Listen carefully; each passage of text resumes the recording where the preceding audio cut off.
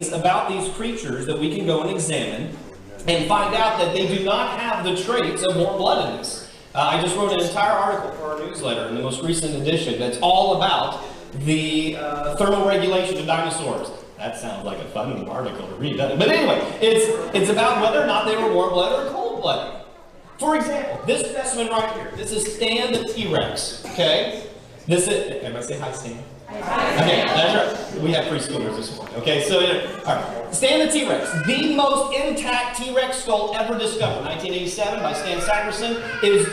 We've learned more about T-Rexes from that specimen than any other. This is one of the original 30 research replicas ever made, sent to universities and museums around the world for us to do scientific study, and we have one of them. That's how blessed we've been in our ministry. So we can look at him and we can study his head and see, does it show warm-bloodedness or not? Because there are traits that he would have if he were warm-blooded. One special thing is called nasal turbidence. These little things right here in your nose that you have and I have because we are warm-blooded. It helps deal with our thermal regulation and with air and moisture so we don't dehydrate ourselves. Cold-blooded creatures, guess what they are missing? Their nasal turbidence up here. So I can go and examine dinosaurs. I can stick my head right here in his nose, which that's an interesting thought in itself. And I can see, oh, guess what's missing? The nasal turbidence. They're not there. In fact, his nasal passages, even here in a cousin to T-Rex, this is now Brontosaurus. His name is Pebbles. Everybody say hi, Pebbles. Named after the pebbly matrix in which he was discovered. Again, same thing. In fact, every dinosaur we look at, including the Velociraptor, passageways of the nasal cavity too narrow, and they're missing nasal turbidence in order to be warm-blooded. They don't have that feature. Instead, they actually have these fenestra, these big holes on the top of their heads. He's got two right here, same on that one, same on the Velociraptor. That's for regulating their temperatures the exact same as a crocodile. Is a crocodile warm-blooded or cold-blooded? Cold-blooded. Exactly. So everything we see about them says that they're cold-blooded. But these Velociraptors in the movies, they're about this big, they're gigantic, they're fast, they can hunt you down. Well, in case you didn't know, Velociraptors are no bigger than my knee. What they're showing you in the movie is a Deinonychus the size of a Utah raptor. That's the biggest one, okay? But Utah raptor just is very scary sounding, so instead they use the term Velociraptor. Now I'll give them a pass on that one, okay? But the things that they're making them do, the way they portray them, again, not scientifically accurate, based on what we understand from the fossils. For example, show me your dinosaur hands. Yeah, everybody, look, everybody, look, everybody's doing this, okay? Unless you were in preschool this morning, you weren't in preschool this morning, but you're doing it right there. One of the rules in paleontology is when it comes to theropods, everybody say theropod. Theropod. Those are big-legged, little armed ones, okay? When it comes to theropods, the rule in paleontology is that they cannot turn their hands over like that. The rule is they are clappers, not slappers. Okay? They can clap their hands together, but they cannot pronate, they cannot supinate. Okay? They can't do that with their hands. But yet in all the pictures they have doing this, which I look at that and I'm like, really, that looks intimidating. Because you know, why is it that way? It's actually an incredible design. I wonder who designed it. Let me show you a theropod arm, okay? You have the humerus here, okay? It's not very funny, but it's the humerus, okay? This is the arm bone, and then you have the radius and the ulna. Look at how that thing is anchored right there in the arm, okay? Right there. You see how that's anchored right smack dab there? That's not how yours and mine are. Ours are more out on the sides, so we can do this with our hands. They can't do that. What, though, this allows them to do is, everybody's like, oh, they got those puny little arms. So, you know, they laugh at and make fun of them. Let me tell you, you don't want to get in the grasp of this thing. Let me tell you. Everybody put your hands together like this. Okay, keep your palms together. Keep them together. How far out can you bring your fingers? Keep your palms together. Okay, now keep your palms together. Okay, wow, he's pretty good there. I'm not, that's about as far as I can. Okay, yep. Okay, if pebbles are doing this, blocks are doing it, their fingers could come out like this. Full 90 degrees. Because here's what happens. The mechanics of this arm are incredible. When he extends his arm, the way this is anchored, it pushes his fingers out. Then when he retracts his arm, it retracts the fingers as well. And if you're caught in that, you are not getting out. You are not getting out. These things are incredibly powerful. It's just because we don't even have muscle on them yet. But these are the incredible things about these dinosaurs. Yet they have them like this half the time in movies. Is there something they're wanting them to do differently with their arms than what they're actually designed to do? Yes, there is, because of what they want you to believe about dinosaurs. The paleontologist who was one of the biggest influencers of the movies was a guy named Jack Horner from Tennessee State University. Listen to what Jack Horner has to say about the current belief and what he was trying to show in Jurassic Park regarding dinosaurs.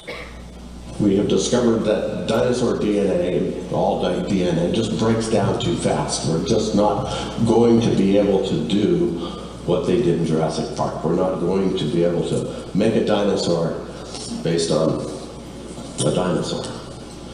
But birds are dinosaurs. Birds are living dinosaurs. We actually classify them as dinosaurs. We now call them non-avian dinosaurs and avian dinosaurs. So the non-avian dinosaurs are the big funky ones that went extinct. Avian dinosaurs are our modern birds. So we don't have to make a dinosaur. So I already have one.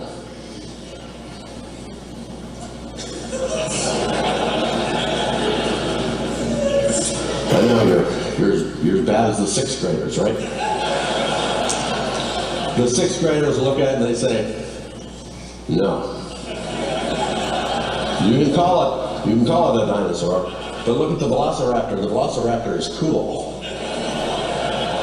The chicken is not. So this is our problem, as you can imagine. The chicken is a dinosaur. I mean, it really is. I mean, you can't argue with it because we're the classifiers and we classified it that way.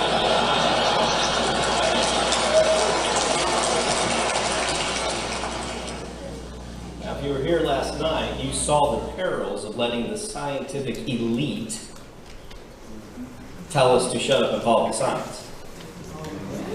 We've been hearing that for decades. So just believe me when I tell you a chicken is a dinosaur because I'm the expert. That's what's going on here. It's so simple a sixth grader gets it. You're a sixth grader. Is a chicken a dinosaur? No, not even close.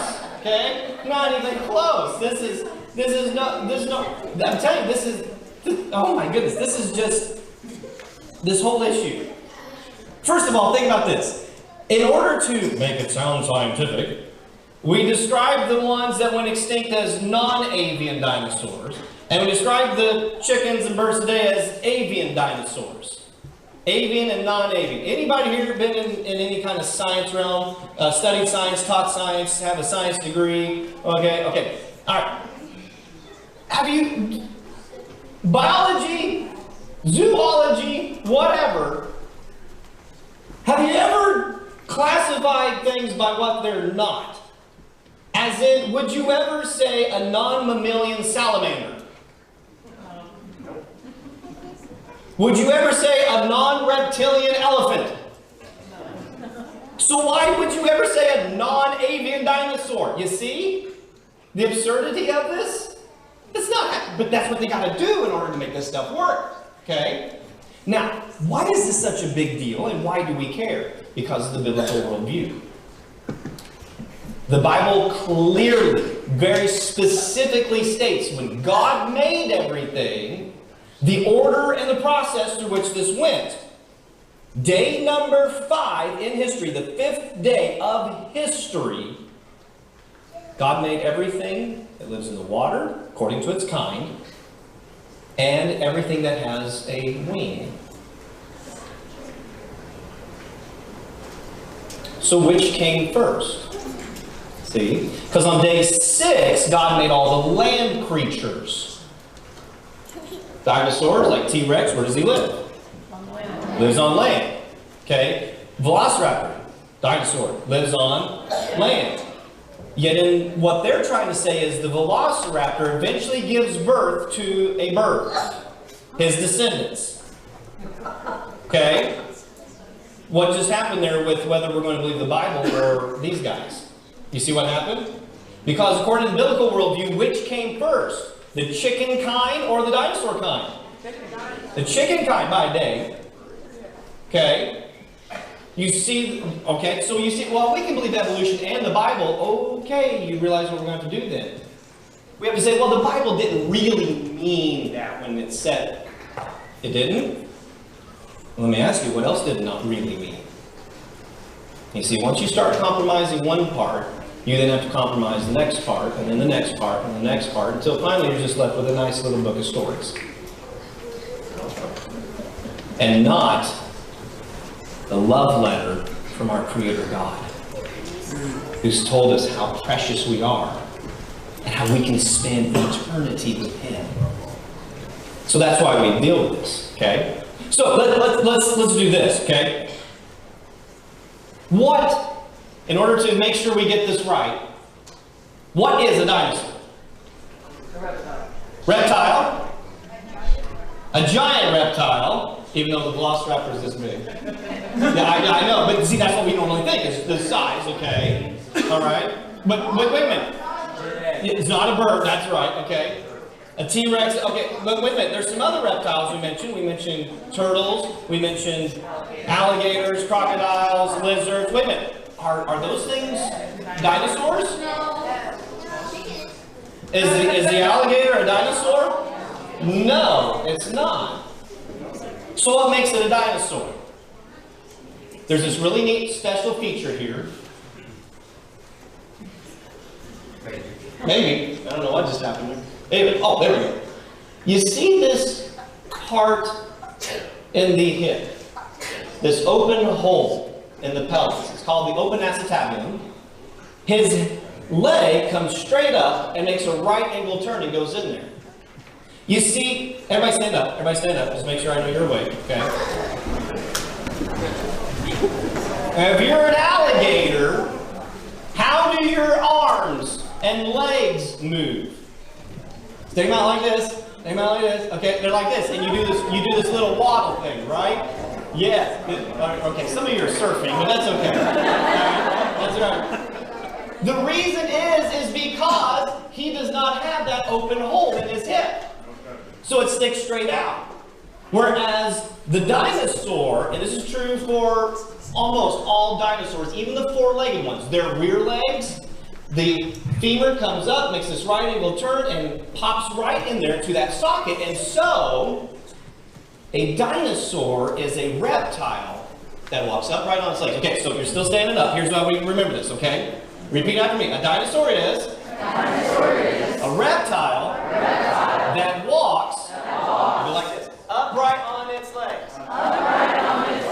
Hopefully you never forget that. Sit back down, okay? I need you to remember that, okay? I need you to remember that. It's a reptile that walks upright on its legs. That's why Dinosauria gets its whole separate category from all the other reptiles. It's because of that feature of how it walks. And there's a few other little traits about it. But that's the main thing, okay? How we distinguish what is and isn't a dinosaur. Now then, if you were to journey to the Chicago Field Museum, as Matt and I got to do a few years ago, and you go into their prestigious Hall of Evolution at the Chicago Field Museum, wow, I don't know what's going on here. We're having some fun issues here. Okay, hold on just a second. First it was off, and now it's back on. Hang on. Here it is. There we go. What is a dinosaur? You read this. It says dinosaurs are? Hey, all right. We're doing good. All right. Woohoo. That's wonderful. And then you go around the corner and you see this sign. So what's the conclusion? Like birds are reptiles. To be reptilian, don't you remember this in class? Cold-blooded, scaly, all these characteristics. It's a different shape of heart, it's a different lung system, it's a different brain structure, everything is completely different.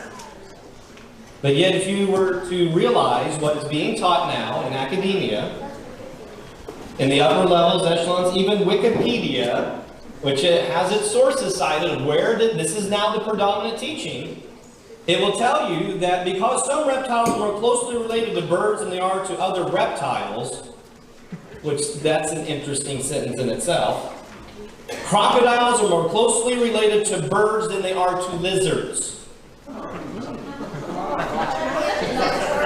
I guess because they spend time on both land and water? I guess next time you're supposed to see a crocodile and not think lizard or Komodo, you're supposed to, oh, penguin! Yeah! Because he's on land and water, right? And so look, birds are now classified under reptilian.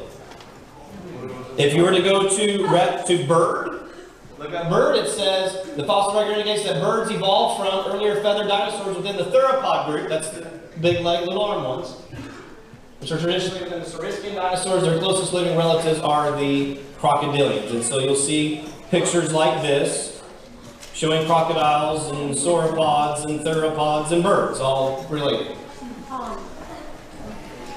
They tried this in 2001. PBS and National Geographic published this diagram to try to show you, to illustrate to you how they evolved over time. And one of my previous colleagues, Dr. Charles Jackson, who remembers Dr. J, okay, those of you in the church, absolutely.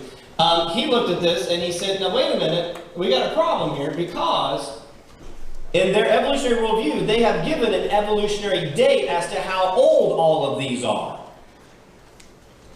I went and conferred with the Natural History Museum of London and pulled up their dates to correspond with Dr. J and what he found on their evolutionary dates. And this is what they say is the age of these.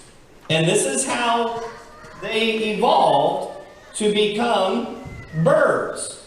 So take a look. The 122 million year old gave rise to the 74 million year old, which gave rise to the 94 million year old, which gave rise to the 125 million year old, the 122, the 147, oldest one on here, 125 present day. Just like that.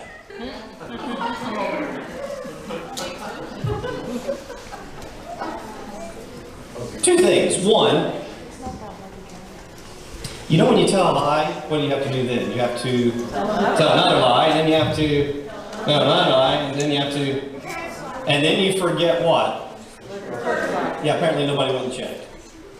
I'm like, how does that pass in National Geographic? You know? Okay. Secondly, though, the reason they say they're this old is just because of how deep they find them in the rocks. That's it. There's no tag on these things that say they're that old. But the oldest ones on here are what? Birds. Which means in the fossil record, in the rock layers, they find birds where? Buried further down than the dinosaurs. So how are the dinosaurs supposed to give rise to the birds when we find the birds farther down in the rocks?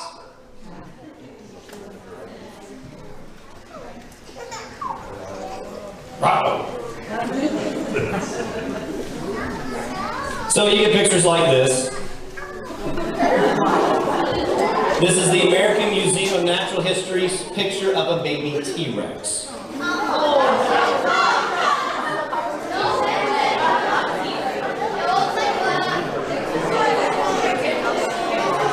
Guess what has never been found on baby T-Rexes?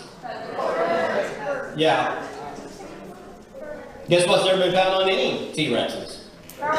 Feathers of any kind. In fact, it's so bad. They're actually, and I was going to update this list because there's so many more, and I didn't have time today. There are so many evolutionary scientists, guys who don't believe the Bible. In fact, they openly attack the biblical position, who say, okay, this is so bad, yeah, we can't go with you guys on this. There's nothing to say that these things were birds. Now, they still believe birds evolved, but from a whole different lineage than from dinosaurs, because it's just that bad. The evidence is that lacking. Yet, in the movies, the most current one, the one that came out this summer, Jurassic World, you have dinosaurs walking around in what? Snow. Yeah, that's not good. And in order to keep warm, they have feathers. I was at a VBS in Barnesdall, Oklahoma. And a young person comes up to a young man after I showed him all that dinosaurs are not birds, they didn't have feathers. He comes up to me and says, but the Dinosaurus! I'm sorry, what? He said, the Dinosaurus! And I was like, you gotta tell me, buddy. I don't know every species of dinosaur. There's a lot of them. So what's the Dinosaurus? He said, it's the one they found in Alaska. And it was covered with a double layer of down in order to keep warm in the Alaskan climate. I said, really? Well, that's pretty wild. He said, yeah, so they had to have feathers to keep warm in Alaska. I said, hey, let's go. You want to go look up what they actually found of the Dinosaurus? He said, sure. So I went and pulled up the research, the papers, the presentation of the Dinosaurus. This is what they make it look like. But here's a little something that you probably don't know unless you've studied in paleontology. 0.0025% of the time, when digging up fossils, 0.0025% of the time do we ever find more than one bone. So 99.9 whatever, we find one bone. Guess what was found in Dinosaurus? One bone. One bone, and it was this piece of his jaw. And guess how many feathers are on that? But from that one piece of a jaw, they made that whole thing and told this young boy this story that they had feathers so they could keep warm because eventually they would give birth to birds. That's how this works. I'll give you here's their best evidence. This is what they have. This is the best thing. Matt, I don't know if you're going to show the picture of all the scales. I forgot to grab that. But anyway, every time we found actual skin impressions of dinosaurs, guess what we have found? Scales, because they are reptiles. Here's the best they have to try to say they had feathers.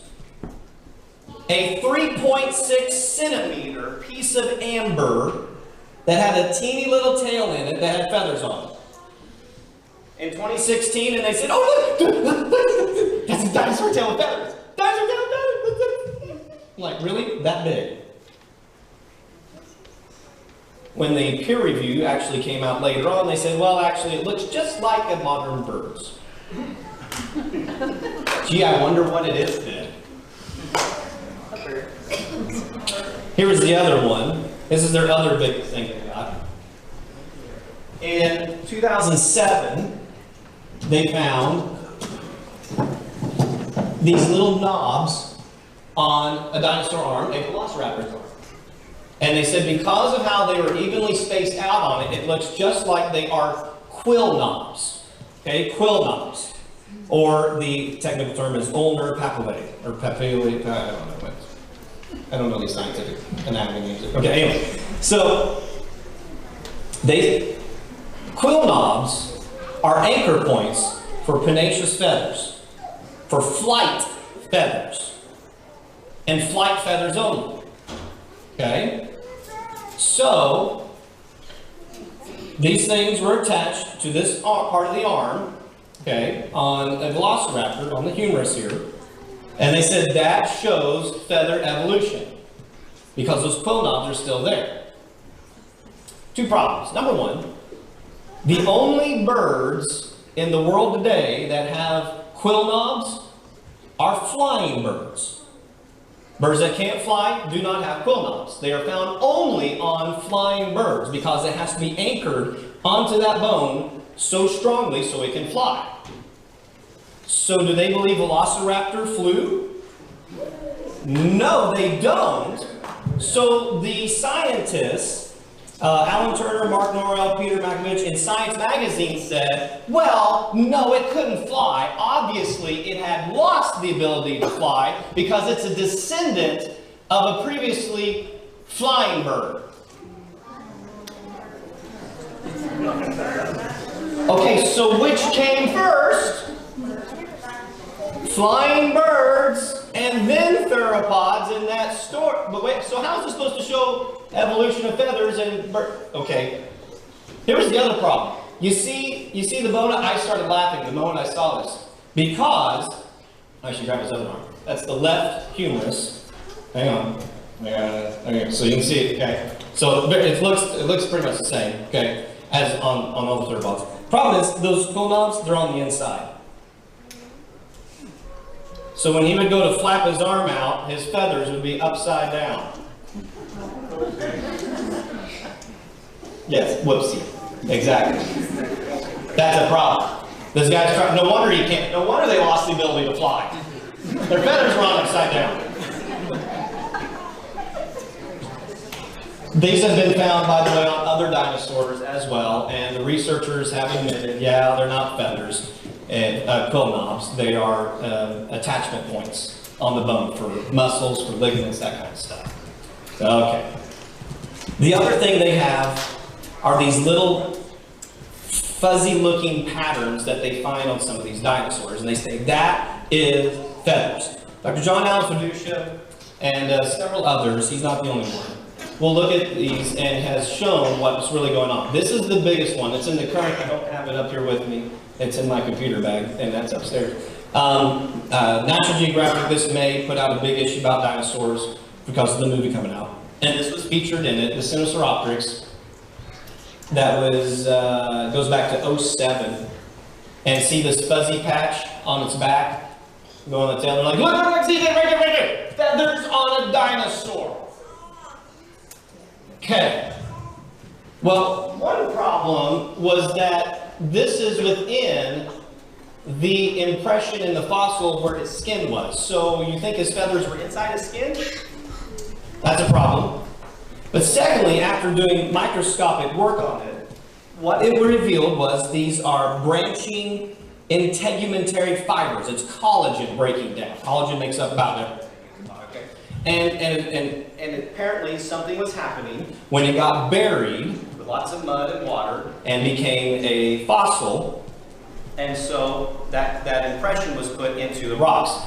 Is my battery's dying, or is it just me? Just me? Okay. I'll keep this pointed toward the thing. There you go. Well, Dr. Fiducia and many others have said, well, wait a second. You might be onto something. We found those same things on other fossils. And they said, you did? You mean you found feathers on other fossils as well? He said, sure did. They said, what'd you find it on? And Dr. Fiducia said, I found it on an ichthyosaurus. And they said, on what? An ichthyosaurus. We have a full-size ichthyosaurus that we carry sometimes with us. An ichthyosaurus is a marine reptile. Lives in the water. Who lives in the water? Way under the sea. Ichthyosaurus. Okay. In fact, they've gone on to find these exact same types of things on ichthyosaurs, heterodontosaurs, psittacosaurs, therizinosaurs, rhamphorhynchus, that's a flying one, plesiosaurs, mosasaurs, lizards, loggerhead turtles, natal black snakes, Burmese pythons, Nile crocodiles, dolphins, and woolly mammoths. How many feathers do those animals have?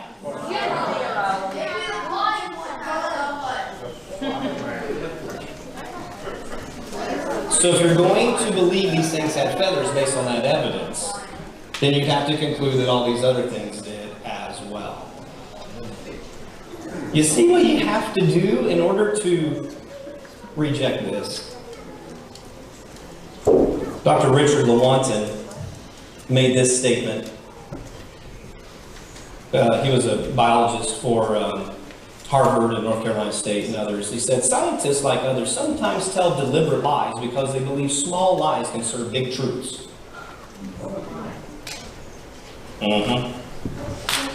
So that's why I always ask when I go someplace, are you willing to give this up just to believe in feather tails? So the biblical worldview that these creatures, dinosaurs, came after, the day after, That they're their own created kind, day 6 creatures. None of the science rejects that. Instead, the science is supporting all that. And in a minute, when I finish here, we're going to take a short, like 5-minute break, and my colleague Matt Miles is going to come up. And he's going to show you just a few real quick, amazing things that have been found in scientific research and laboratories and all kinds of stuff showing the biblical worldview about dinosaurs is absolutely true. It's phenomenal. The other two things though about the biblical worldview of dinosaurs is that obviously then if they're made on day 6, who else is made on that day? Adam and Eve, so they were living together at the same time. Garden of Eden was a Jurassic world in which they didn't get chased and eaten, okay, it was perfect. But then the fall happened and sin happened and eventually got so bad that we had the, what great event to wash all the sin away? The flood. Noah built the ark. Man, we could spend a whole week on the scientific evidence of the flood. It's so much fun. We'll come back sometime and do that. What are you like, what's Noah supposed to take on the boat with him? 2 of every kind of animal, okay? When you break that down, it's about 6,800, 7,000 animals. But how do you fit dinosaurs on? Because they're gargantuan, right? What do reptiles do their entire lives? They grow. Did they start off gargantuan? No. The sauropods, everybody say sauropod. Sauropod. Long neck, long tails. They come from eggs the size of soccer balls. On the ark, you're going to take juveniles. That most likely, when they come off the ark, they're going to have the most number of years available for reproduction in order to repopulate species. That's how it be for all animals. Okay? So that they can repopulate and get everything going again. So you're going to bring juveniles on. And when you break down the families of dinosaurs, you have about 60 kinds. You need a mama and a papa. So you're talking about 120 juvenile-sized, sheep-sized dinosaurs on the ark. Is there enough room for that? Yeah. Absolutely. Plenty of room, okay? So that's not a problem. After the flood then, they're supposed to do what? Grow and have babies, okay? Repopulate, all right? In one VBS, one little kid read it and said, they're supposed to get married first. Yes, that's right, yeah. They're supposed to get off the ark, get married, and have babies. Okay, yes, that's right. So, we should see then, and see this is my favorite part, and when I was here last time, we spent a whole night on this, but we just got a couple minutes here. We should see records in ancient civilizations then of people living with us. Now, are we going to see the word dinosaur show up in their records though? No, because that's a more modern word. Not until 1841 was that word made up. So instead, you have to look for descriptions in these civilizations that would describe what kind of creatures? Reptiles that what? Walk upright on their legs. Because the only reptiles that walk upright on their legs are what? Exactly. So, words that might resemble that. Okay, common word in ancient civilizations, just meaning big reptile. Could include Dinosauria. Your Bible uses a specific word to mean big reptiles. It's the word tanin. Means big scary reptiles. The same thing that the word dinosaur means. It means big scary reptile. Okay? And it's used over and over again to mean one's in the water, one's on land, and it even has a separate word for flying reptiles, saurops. Okay? Just so you know, all of these guys in the water, like mosasaurs, plesiosaurs, tylosaurs, are these dinosaurs? Yeah. Shake your head like this. Because to be a dinosaur, you have to do what? Walk. Do they have even legs?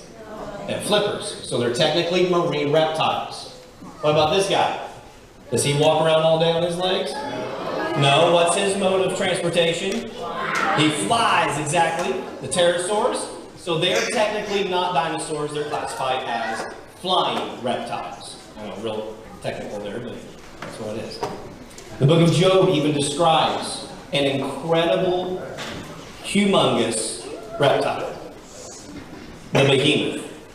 And if I had the time, I could spend a half an hour on just this creature and the intricate details given in this passage of its anatomy that can only match a sauropod dinosaur. Mostly because of that gargantuan tail it talks about, like a massive tree, like a massive cedar tree from Lebanon, that it sways back and forth. Some in older days suggested a hippo. I don't quite see that in their tails. But he says it's the largest land creature ever walked land earth. It's first amongst his work of his creation. Currently, the largest one, based on mass and size and length and all of that, is the Patagotitan. This is a one in the Chicago Field Museum. This right here is me standing beside it. To give you a little scale there. That's right there. Yeah, you can't even hardly see me. That's right. That is a behemoth of a creature. So if the Bible talks about that after the flood, what then should I expect to see in ancient civilizations? I should expect to see maybe a depiction or two of behemoth dinosaurs, of sauropod dinosaurs. Well, one of the problems that they say we have is that, well, in the Bible there in Job 40 it says they ate grass. We know they did not eat grass because grass didn't evolve until 10 million years after dinosaurs went extinct. That was one of the problems. Until some of this was found. This is solid rock now, but this is an actual piece of copperlite from Colorado, and it was identified by paleontologists, got all the paperwork on and everything, as being sauropod copperlite. Copperlite is another fancy word for dino poo-poo. Okay? And if you want to come up and check it out later and get your picture, you can, okay? Now, it originally would have been a whole piece like this. When I got to it and found it at the fossil shop, I'm like, oh, do you have the other piece? And like, well, we did. We were hoping like it'd be bookends or something, but we sold the other half. I'm like, no, the whole piece is here. Well, there was some sauropod copperlite found in 2005 in India, and inside of it was grass from sauropods. And the best part, there were 5 extant taxes of grass. Extant means still existing. So not only did the sauropod eat grass, it ate grass that's alive today. What does that do to that whole millions and millions of years thing there? That just kind of, see, here's the silica, the pieces that they found. Guess what we find in ancient civilizations? This is in Asia, modern day Iraq, 2000 BC. We have these long neck, long tail creatures standing how? Upright on their legs. And what are they doing with their necks? Intertwining them, exactly. This is down in Africa. This is the armor plate in Egypt. I got to see this in 2010 in person. Here's a little enhanced version. Long neck, long tail creatures walking how? Upright on their legs. And what are they doing with their necks? Intertwining. This is in England. This is the whole part right here. Okay, it's zoomed in right there. Long neck, long tail creatures walking how?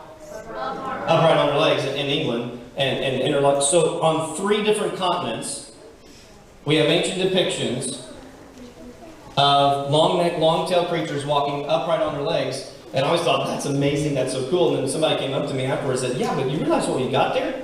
I said, yeah, we got sauropod dinosaurs 3 guys out, but what are they all doing? I said, well, they're interlocking. He's like, yeah. That means those are depictions of observed behavior. Woo! Is that not exciting? Oh, man, it's exciting. We have a book back there called Dire Dragons.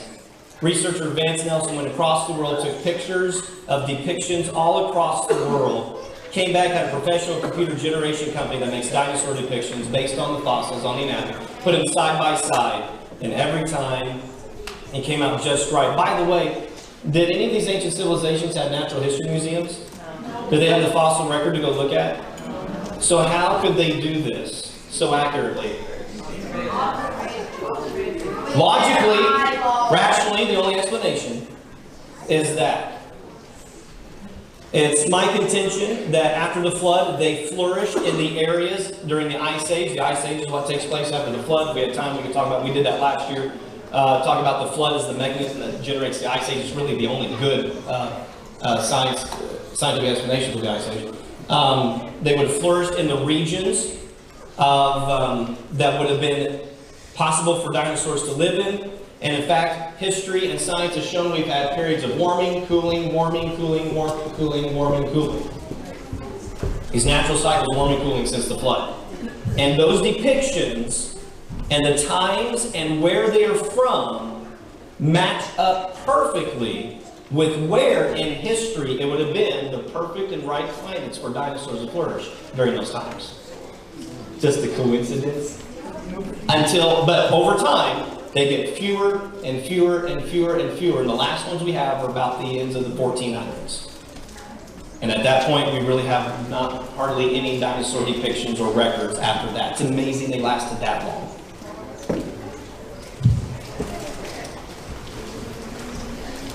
Have we found any science yet in everything we've done this week that says, yeah, you really shouldn't believe this? No. Instead, everything we've looked at, from all these PhD scientists, from both sides of the spectrum, everything we've seen supports this book right here. If you would, please, we're going to take a quick 5-minute break.